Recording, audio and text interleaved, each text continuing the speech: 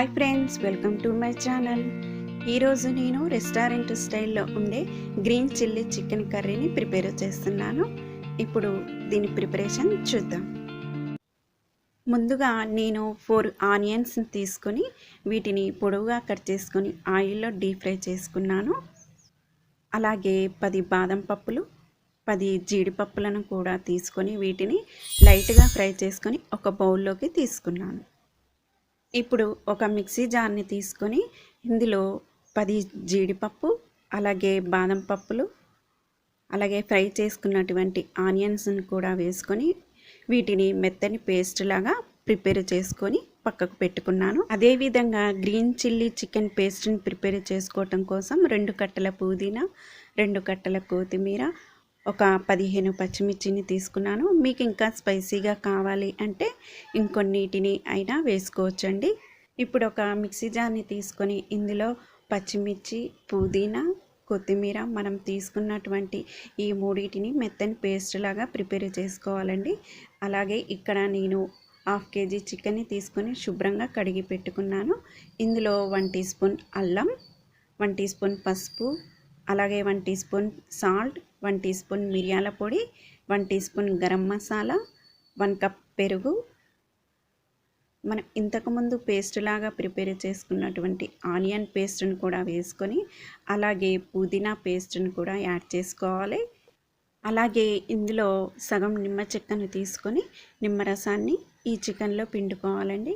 ఇలా ఈ విధంగా పిండుకున్నాక ఈ పేస్ట్నంతా చికెన్కి పట్టేలాగా అంతా కలిసిపోయేలాగా మిక్స్ చేసుకోవాలి. ఇలా ఈ విధంగా మిక్స్ చేసుకున్నాక దీనిని 1 గంట వరకు ఫ్రిడ్జ్లో పెట్టుకోవాలి.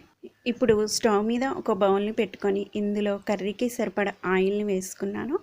ఆయిల్ హీట్ అయ్యాక 1 టీ స్పూన్ షాజీరా, అలాగే 5 లవంగం మొగ్గలు, 4 ఇలాచీ, అలాగే 4 దాల్చిన చెక్క వేసుకొని 1 టీ స్పూన్ పసుపు, మనం మ్యారినేట్ చేసుకొని ఫ్రిడ్జ్లో పెట్టుకున్నటువంటి చికెన్ కూడా వేసుకొని మంటను హై ఫ్లేమ్లో పెట్టుకొని ఒకసారి గరిటెతో మిక్స్ చేసుకొని బౌల్ మీద మూత పెట్టుకొని ఒక 15 నిమిషాల వరకు కుక్ చేసుకోవాలి.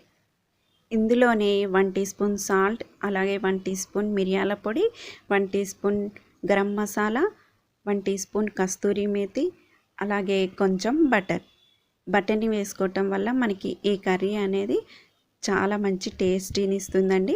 ఇక్కడ నేను ఈ కర్రీని గ్రేవీ లాగా ప్రిపేర్ చేసుకుంటున్నానండి. ఒకవేళ మీకు సూప్ లాగా కావాలంటే ఇందులో కొంచెం వాటర్ని కూడా యాడ్ చేసుకోవచ్చు. మళ్ళీ ఒకసారి గరిటెతో మిక్స్ చేసుకొని మరొక 5 నుంచి 10 నిమిషాల వరకు కుక్ చేసుకుంటే సరిపోతుందండి. ఈ బౌల్ మీద మూత తీసుకున్నాక ఈ వీడియోలో చూపిస్తున్నట్టుగా మనకి కర్రీలో ఆయిల్ ఇలా పైకి వచ్చిందంటే కూర అనేది మనకి చక్కగా ఉడికినట్టండి.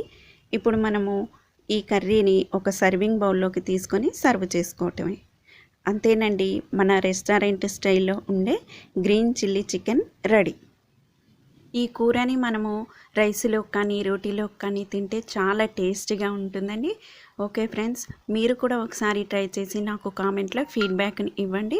ఈ వీడియో మీకు నచ్చినట్టయితే లైక్ చేయండి, ఫ్రెండ్స్ రిలేటివ్స్కి షేర్ చేయండి, అలాగే సబ్స్క్రైబ్ చేసుకొని పక్కనే ఉన్న బెల్ సింబల్ క్లిక్ చేయండి.